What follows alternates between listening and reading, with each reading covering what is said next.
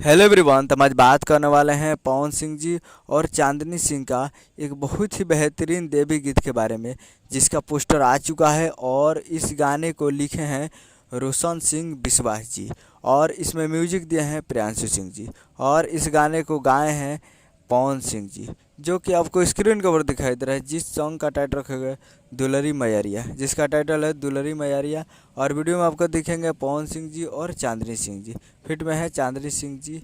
और ये और इसका वीडियो डायरेक्टर है रवि पंडित जी।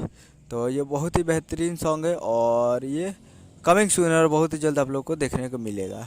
और ये आने वाला है web music Bhojpuri YouTube channel से। Web music present Bhojpuri YouTube channel से तैयार रहिएगा, बहुत ही जल्द 1-2 दिन में आपको देखने को जरूर मिल जाएगा। और वेब म्यूजिक से बहुत ही बेहतरीन सॉन्ग होने वाला है, तो कमिंग सुन है बहुत ही जल्द आप लोगों को वेब म्यूजिक पे।